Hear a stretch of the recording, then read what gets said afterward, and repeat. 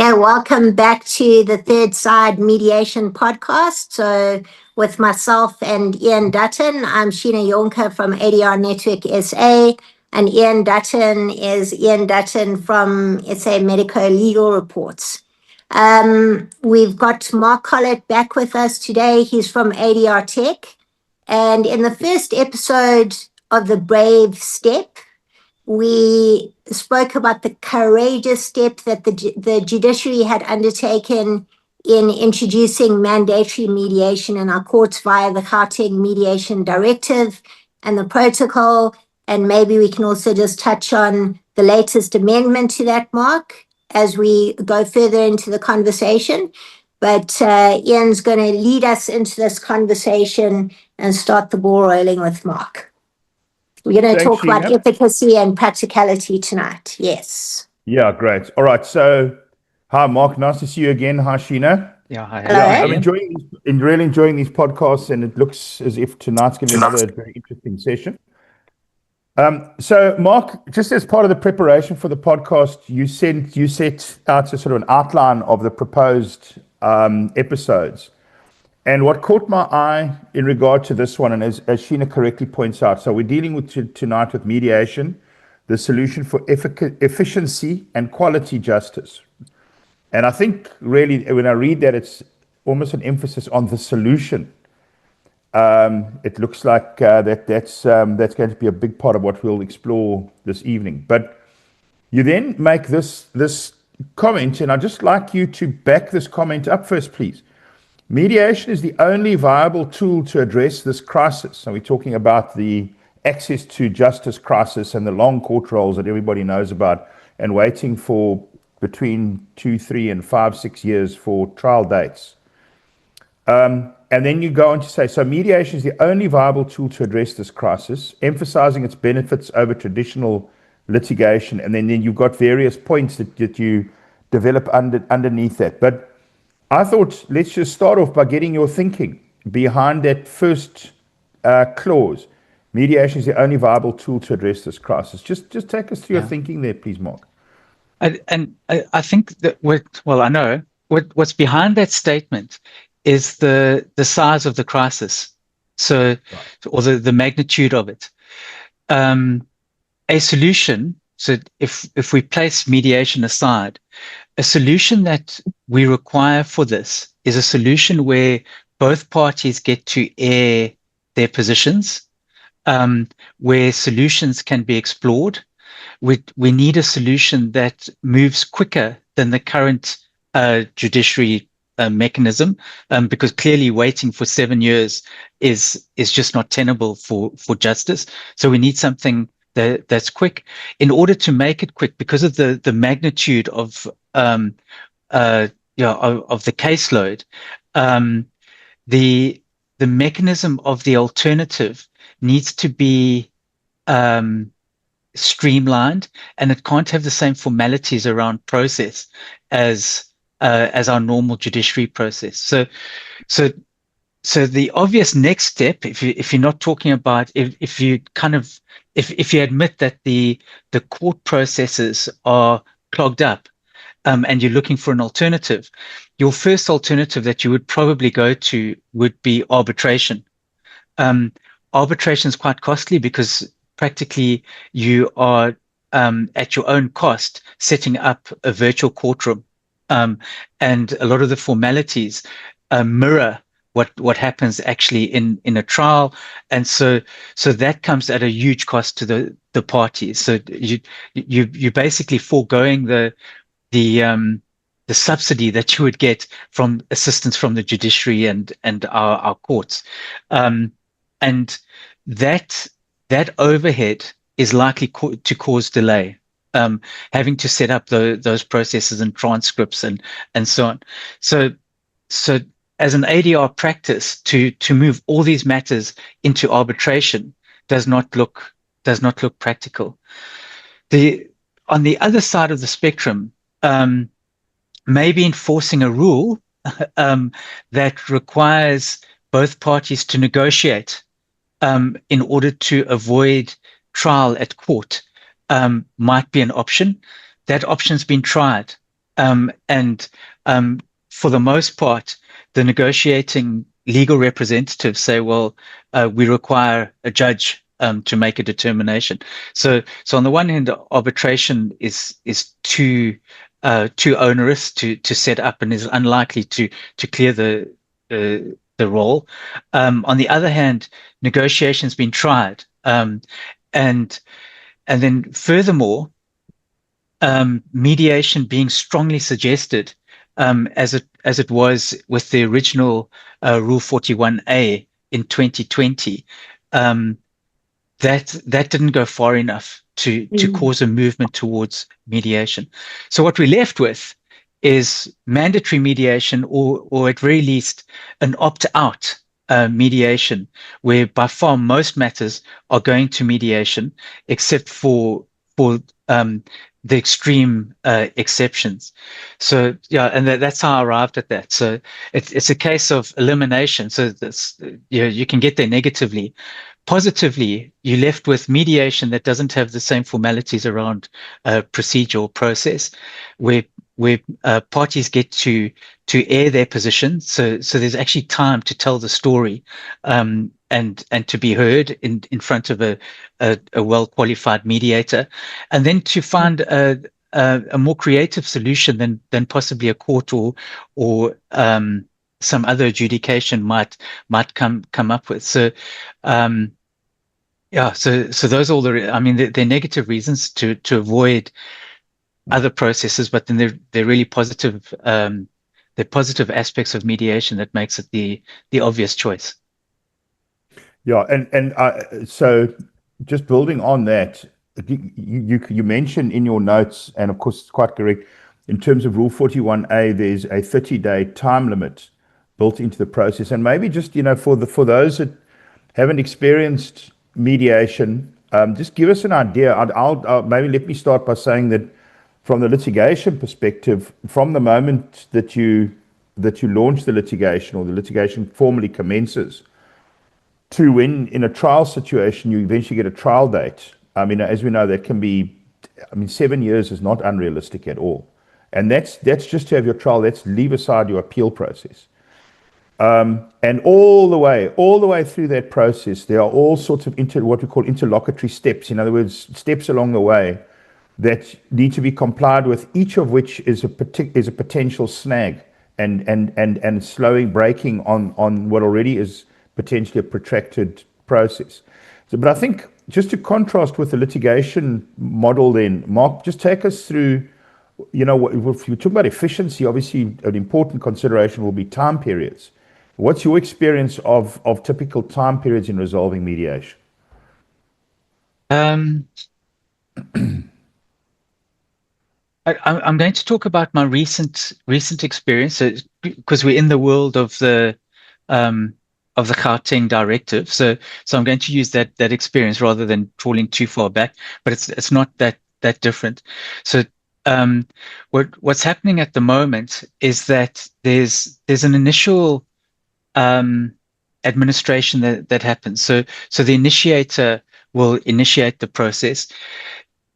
Our experience at the moment is that the respondent takes a while to get there.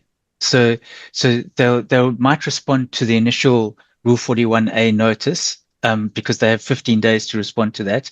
But yeah, and normally there's a bit of time for the defendant or the respondent to respond to that. The moment a joint minute is created between the initiating party and the responding party, the joint minute contains their choice of mediator. So once that correspondence is gone, then the process moves quite quickly. So they've got an idea of who their mediator is. They will then either use our platform for contacting that mediator. When all the documents are correct, so the joint minutes there, they know who the mediator they'd like to appoint. The mediator finds out within a couple of days.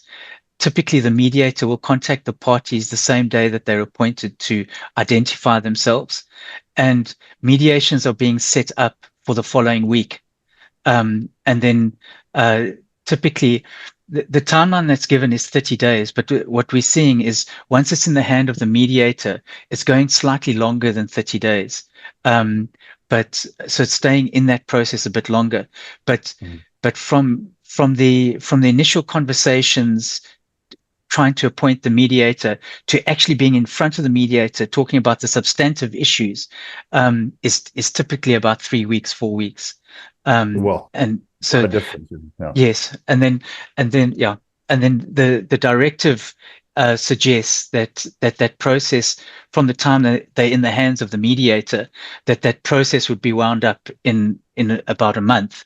We're seeing that it's taking slightly longer, but the parties can agree and make application for an extension of that time.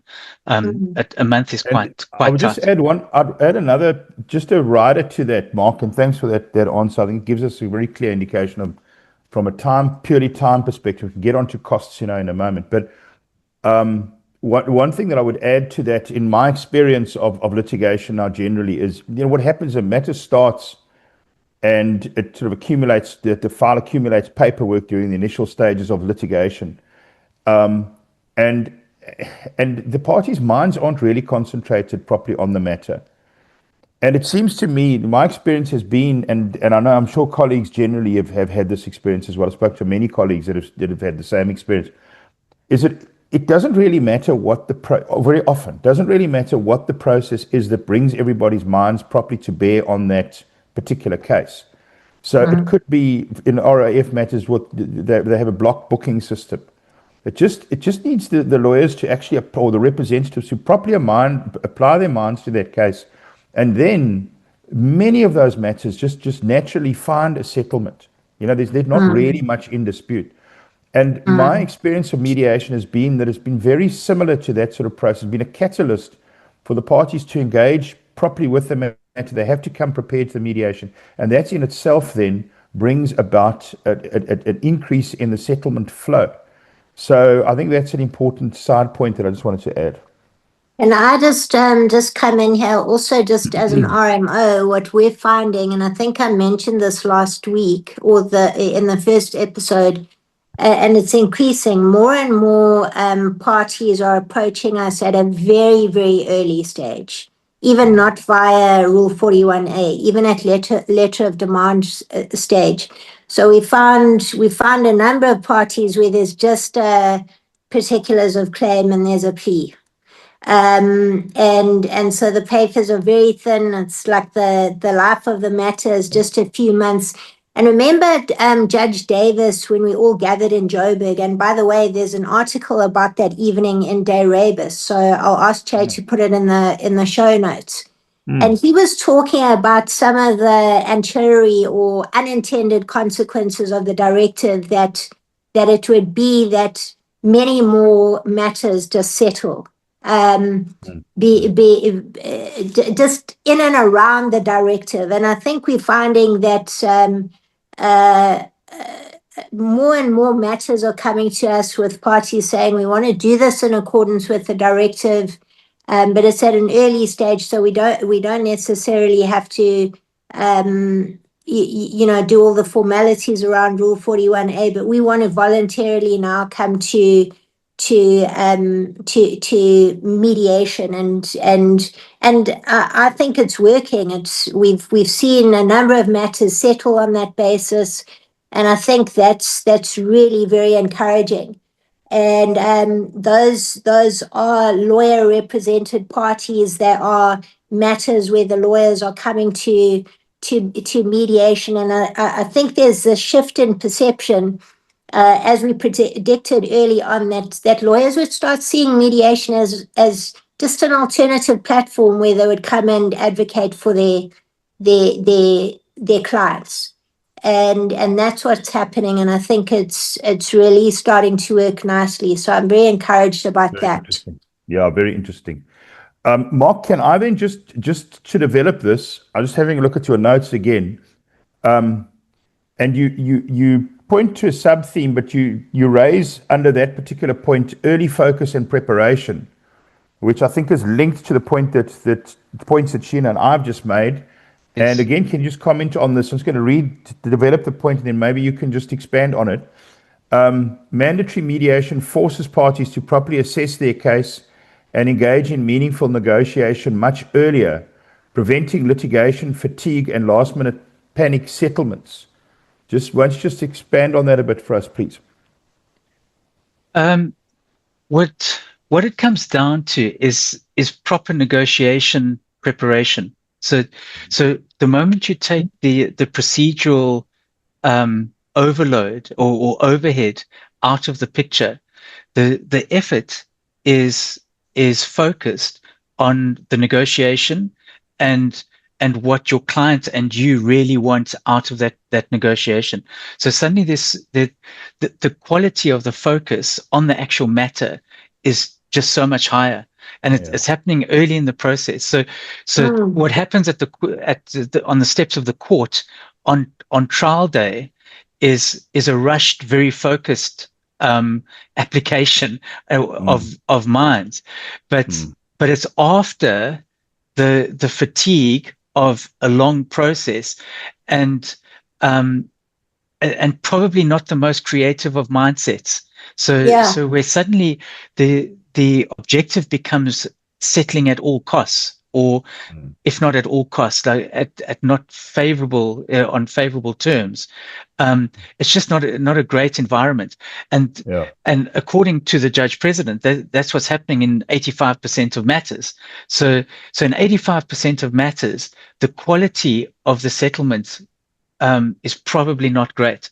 By moving it forward before you've got the overhead of the procedural effort, people are actually applying their minds to what the best negotiated outcome would be early on in the process. And so suddenly, once taking the legal machinery and just focusing it on a strong solution, I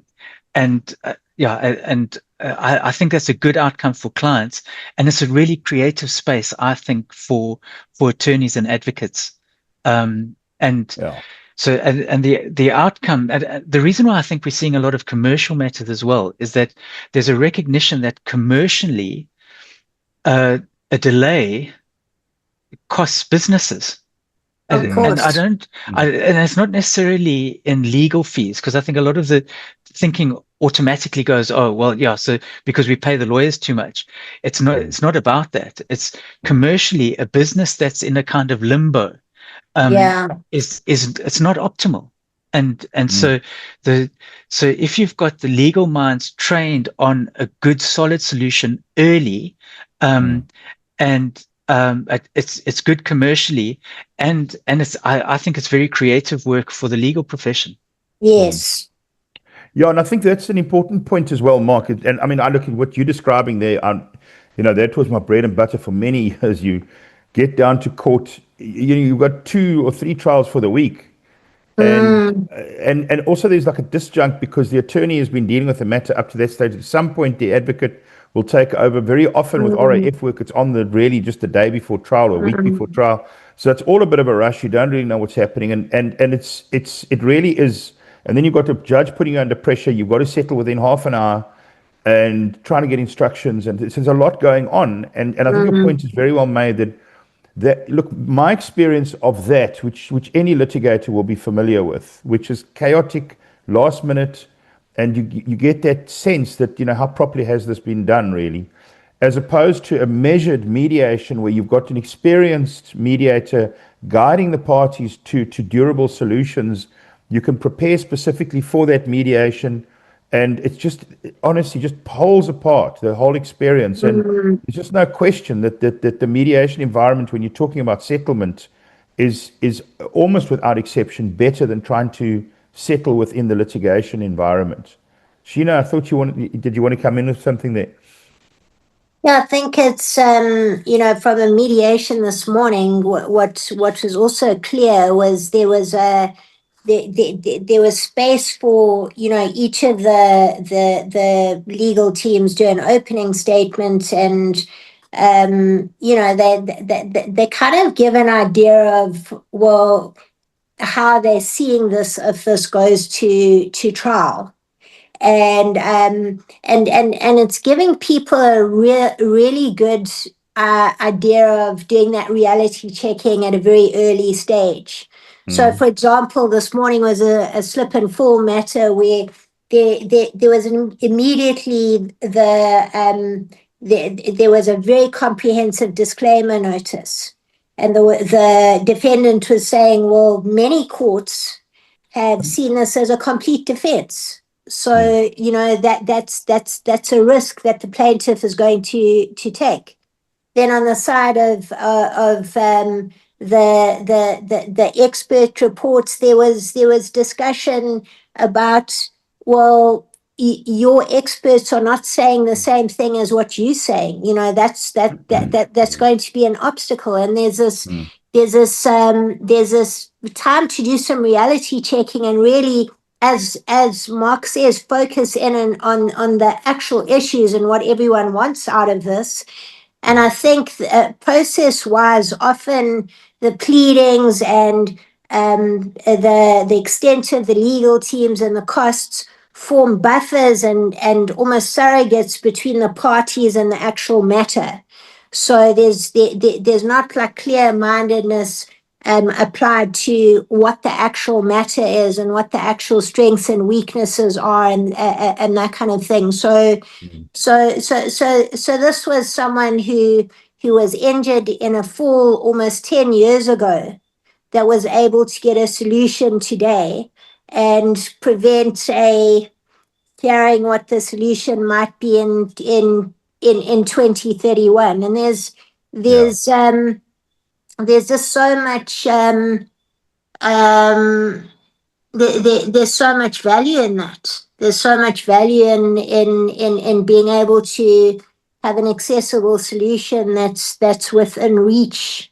And yeah, I mean, in restorative justice, we see the high point of justice is everyone comes away with what they need, which is win-win. It's not always perfect win-win, but this is a platform where we can engage with win-win to a greater extent, or potentially. Yeah. Okay. I think that there's a fantastic contradiction here. And it's compelling and wonderful. People are very inefficient. If you're dealing with people and you're looking for efficiency, you're probably looking in the wrong place, because emotions come and go, and they can't always be perfectly controlled or managed. Motivation is different, depending on the parties, and now they pitched against each other. You've got a whole lot of these human factors driving what we pretend that we pretend is a nice, neat legal process. And so part of what I think mediation does amazingly is it gives that opportunity to deal with the what looks inefficient in the human element that's driving a conflict. And ironically, by getting that or letting that be aired, it just makes the whole process run much quicker. So you're getting to the substantive issues, they being properly aired. And for many people might roll their eyes and go, oh, this is so not relevant. And having this party apologize to the other party, whatever, like, what's the quantum? Whereas that apology just widens what's possible in terms of a settlement. As in, like, it gives us broader scope for what could be possible. And so it becomes easier to get a meeting of the parties when suddenly there's this allowance for other people, because I've had a chance to tell my story, because I've seen that my story has been heard, and maybe an apology has even been made.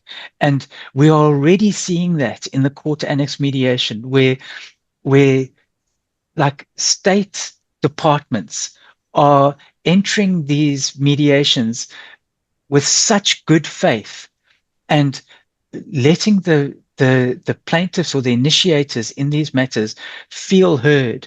They're hearing apologies, and suddenly, and it sounds like a contradiction. Allowing the person to tell their story at the end of the day means that everything moves really quickly after that. Yeah, absolutely. You know, the very word testimony is storytelling. So we shouldn't be shy about saying that we are allowing people to tell their story. One of the cornerstones of our law is the right to be heard. And but the thing about being heard in mediation is that mediation can hold the paradox. Mediation can hold the it's both and. Because litigation is a dualistic process, it's either or. It can't hold paradox. And unfortunately, human conflict is full of paradox. It's full of contradiction. It's messy. So if we're going to do conflict resolution, we have to have a little bit of messiness. And I just want to say that in today's mediation, there was counsel for the insurer that languaged what he was saying so compassionately that it kind of like it's often that compassion or that apology or that I see you, I see this has been hard for you, that creates an audience from the other side, like, now I'm listening, now I hear what you have to say, let's talk. You know what I'm saying? Whereas often in litigation, it's such a fearful environment that it shuts down. It fosters denialism, and it shuts down, like, whatever you do, don't apologize. Whatever you do, don't validate the pain or the wound or the injury. And here, in a safe environment, protected by confidentiality and without prejudice, not perfectly, but there's that protection, there's that feeling of safety, people can engage more. And I think it's so powerful that you say, Mark, that that lawyers can use their skills more creatively, because the creative mind is the problem-solving mind. The critical, the analytical, the judicious mind can get us only so far, but solutioning lives in problem solving, and that's often a product of creative solutioning. Let's see beyond. And I really think that's powerful, and I think we're starting to unlock some of that within this protocol. We're starting to see mediators being able to create these spaces where people are really open-heartedly and open-mindedly engaging with each other. So Yeah, and the other thing, just Sheena, I mean that's I think that's such an important point, and it's such an advantage which the mediation process has. I mean, there is very limited scope within litigation for any of that type of approach, and as you say, very often contraindicated in litigation. The other aspect then, Mark, which I think relates to that, is this question of, you've said preserving commercial relationships, but I would frame that a bit more broadly, just preserving relationships in general. And you make the point that unlike the adversarial nature of a trial, because mediation is a facilitative process that allows parties to craft mutually acceptable creative solutions, you then make the point that is vital for ongoing business and personal relationships. Now, maybe just comment on that a little bit. And yeah, I think it flows from what Sheena's observations were. So in an adversarial process, the battle lines are drawn, and so what happens? I see the other party, and it's often referred to as the other side. The other side, I tend to so I tend to dehumanize the other side, and so the dehumanizing of the other side becomes part of the process. John Haynes was a pioneer of mediation in the US, and he did thousands of mediations, and he said that he could summarize the opening statements of parties when they first arrived with him as follows. And he says, by far, more than 90% of matters, it goes like this. I'm right, you're wrong, and if you just change, we've got our solution. Yeah. And then if you're in an adversarial process in court, it goes, this is how right I am. Yeah. This is how wrong you are. Yeah. And this is how Exactly. badly you need to change. Yeah. Exactly. And so that's the dance that we get into Yeah. when we're in an adversarial process, and the whole system feeds that, and our families would feed it, and social media will feed it, and there's Yeah. this hardening of the battle line with every round that goes. So, but in mediation, one of the most powerful questions I've heard asked in a commercial mediation was to the parties that had a commercial contract that was going a bit into the heavy rough, and the mediator asked the parties, what was your intention when you started your relationship? What was your intended benefit of partnering on this project when you started out? Such a powerful question. So the dehumanizing, all the reasons why we hate each other were put on the shelf. And suddenly they thought, geez, you know what? When we started this project, this is what could have been possible. Yeah. And it changed the nature of the conversation, because they entertained the possibility that part of that dream that they had up front might be possible to strive for, and in partnership with each other. And so, absolutely. So suddenly the whole tone changed when mediation was not a moot court or badly run trial. So it was none of that. It was a different conversation. And so economically, suddenly the cost of getting a new service provider, negotiating new contracts, actually potentially in joint ventures, losing the contract that you had won jointly, all of those things are then rectified.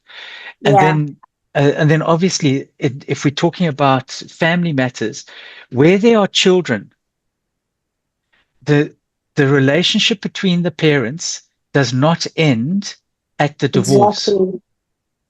Where there are children, the relationship does not end. And so if they've been in a heated adversarial process as part of the divorce, the chances that the care of the children is going to be impacted negatively is high.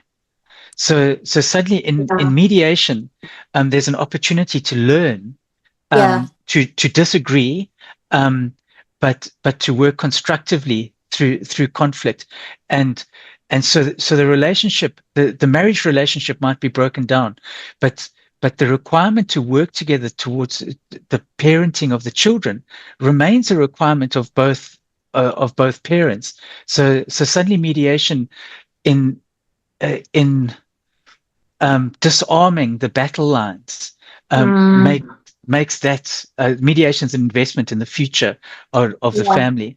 And so I just want to add to that and highlight this, to say that in an adversarial process between parents, it deepens the alienation and separation. So as lawyers in litigation, we are trained to attack or defend positions. So the one lawyer is hired to emphasize parts of the truth that serve their client, and to de-emphasize parts of the truth that serve the other side. So we're dealing with the truth in very partial and artificial matters. We're also deepening the enmity between the parties, and it becomes very bad child protection to move children via a court order between two parties that trust each other even less. and that like each other even less and resent each other even more, having now gone through this very adversarial system that strategically has us casting each other as enemies. Mediation can achieve the opposite, and I like the fact that you've alluded to it as almost like an education process. We're learning together better conflict resolution. We're learning together not to react but to respond, and to problem solve, and to model that for our children. Yeah, and the other thing with it, Mark, related to this is the role of the mediator and the skill set of the mediator. What exactly is the function of the mediator as opposed to the role and function and skill set of a judge or an arbitrator? It's going to sound easy, but it's the hardest thing to do. And the role, and especially in the Gauteng Directive, it actually names it, that the preferred role according to the directive is for the mediator to be facilitative. So the primary role is to create an environment that's Conducive. it's conducive and fair enough. So you can't equalize power relations completely in a conversation, but part of the role of a skilled mediator is to balance the power somewhat, so that the issues can be aired and equitable type solutions can be arrived at. So the mediator is a facilitator. So and I say that sounds easy because it's a case of the mediator suspending their own judgment as they're working with the different parties, and not giving a determination. And so it sounds like we're asking the mediator to do little or nothing, but our human compulsion is to see the solution and then to express it as if we know what's going on in their lives.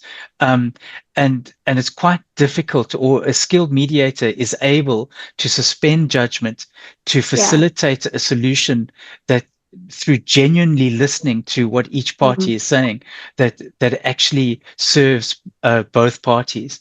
And that's it takes skill, and it's the mindset shift that's the challenge. So for someone who's not used to creating that safe space for other people, so in other words, hold the room where conflict is high, and then to hold that space without bullying. So using non-verbal language, using one's personal presence brought to the situation. It's not easy. So what we tend to do in life in general is to argue and somewhat bully and coerce and trick when we're in that situation. The moment a mediator uses those kinds of tactics, they will be unsuccessful. Because those kind of tactics get uncovered quickly. So what a mediator brings is a space for constructive negotiation. But that takes a lot of personal power on the part of the mediator. High introspection, understanding the impact that one as a mediator is having on the situation. So that's what a mediator brings. Yeah, so Bill and Rycroft, Mark, talk about the mediator's role as being there to help the parties improve their communication, to help the parties improve their decision making. So what would you say about that? In my mind, that falls into the transformative mediation category model. So that's a very high ideal. Some of it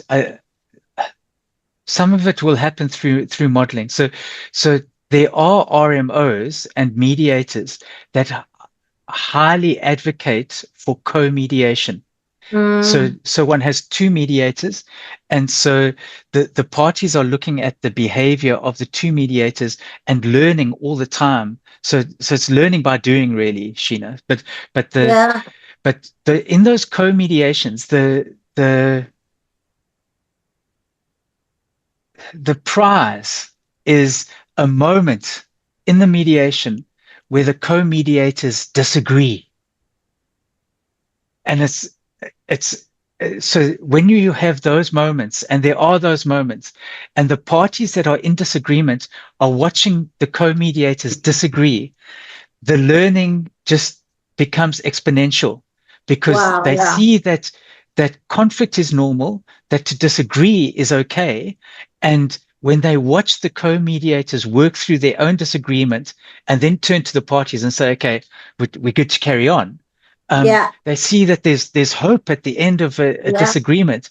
And so again, where I've mediated and co-mediated and had disagreements with the co-mediator, it's been a wonderful modeling opportunity of optimism in the face of conflict. Absolutely. And that's I think that's the very learning. powerful. So in co-mediation, it offers all of those kinds of opportunities, and there are a few very big mediations going on at the moment, with multiple mediators, with various parties and caucusing happening. What I'd expect in those big mediations is when the plenary session happens and the mediators are talking quite publicly about the different positions and exploring things. What I would expect in those big mediations is for the mediators to disagree with each other, and to actually model that to the people watching watching the proceedings, and it just gives hope, normalizes the very conflict. Powerful. Very, very powerful. All right, Mark. So, I think we're sort of heading towards the end of our time. But any final thoughts on this topic? I mean, I've thought some of the points that we've explored, I found absolutely fascinating and really interesting to see and to reflect. For the time that we've had on, really from the perspective of efficiency of the model. And just before I let you have your final thoughts, I just want to circle back to more or less where I started. And it really is profoundly obvious from a litigator's point of view. And I'll come to the shortcut of my view on the potential which mediation has. And that is that from a time frame point of view and from a costs point of view to an extent, I think the cost aspect needs to be carefully understood. But certainly from a time and pure efficiency perspective, mediation really holds enormous promise as far as unlocking this systemic logjam, which it's because really of those the fundamental differences in time between a mediation and the litigation process that I think your claim is well founded in respect of that potentially being the key to unlock the logjam. We'll have to see how it plays out in practice. But just as a final area to maybe just think through is, something that Sheena and I were discussing earlier today, and I think we should bring that into this conversation, is there's been quite a lot of talk, and we will move in the next week or two. We will be addressing the question of resistance to mediation from the legal profession, how well founded that is, and what the perspectives are there. But I think just as foreshadowing that particular conversation, while we've got you here, let's just talk through this. Sheena and I were saying that in many respects, when mediation is properly understood, and I say experienced by people and specifically litigators, you would imagine that there would be a natural attraction towards mediation, natural sort of pull towards mediation, and that then in turn relates to questions about whether mandatory mediation is the right model and bigger issues like that. But I think maybe just before you go to your final remarks, maybe just comment a bit on that concept, Mark, that mediation holds such potential upsides for parties in the immediate matter and also systemically, that it's quite possible that what we see is a normalizing of mediation as a first port of call in a dispute, and only if that doesn't work, then the litigation process will continue and finalize. Sure, it's a big topic on its own, I think, Ian. So, Yeah. I think it will normalize. There's a lot of fear around it.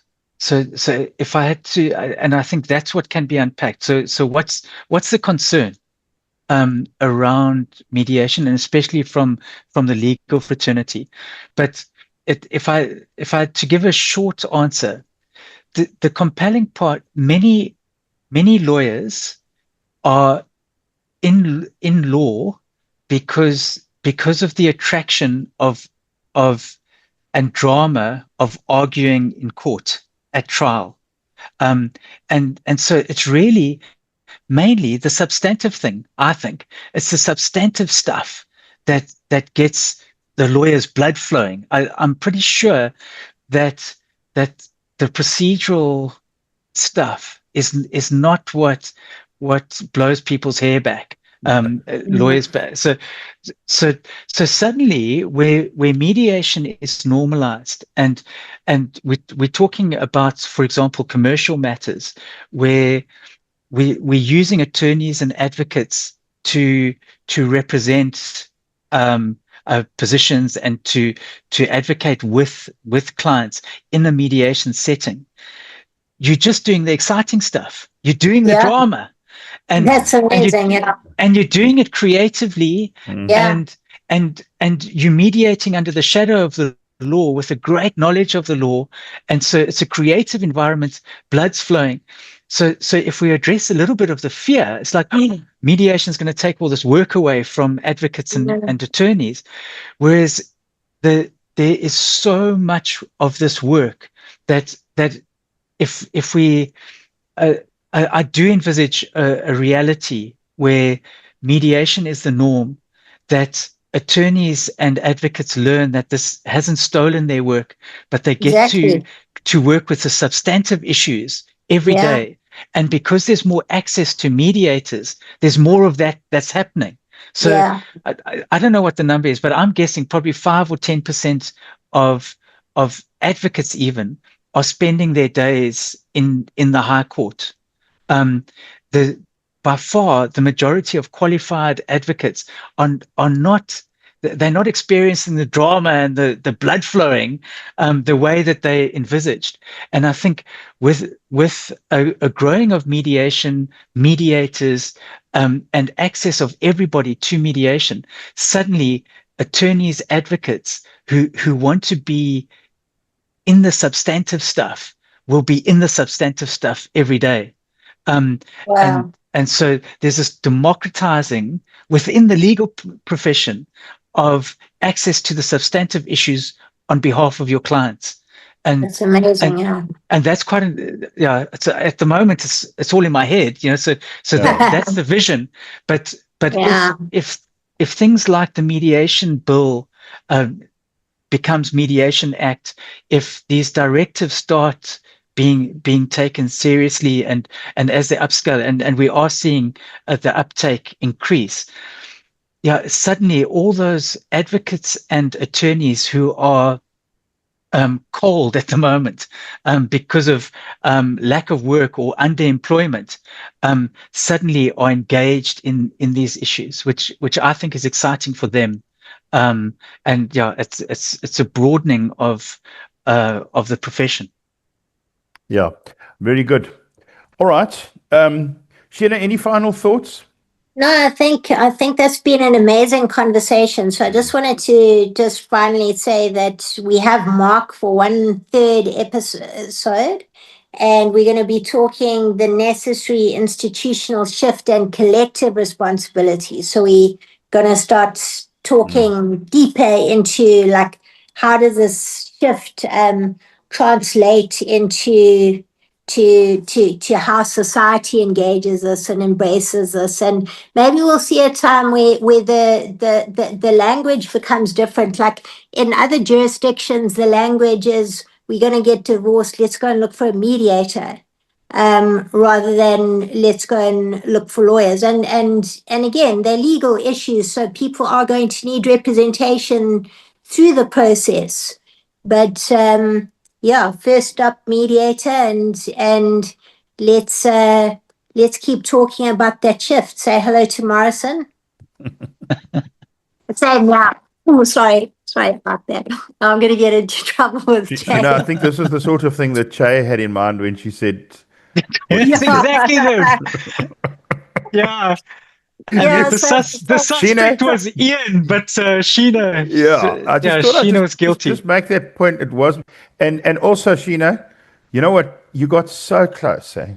You were literally on your last two sentences, and you dropped the ball. There's going to be implications here. I told Here we him. go. All right. Okay, guys. Thanks very much, eh? Thanks, guys. Okay, thanks, cheers. Mark. Nice seeing you again. Thanks, guys, very much. Bye-bye. Cheers, bye.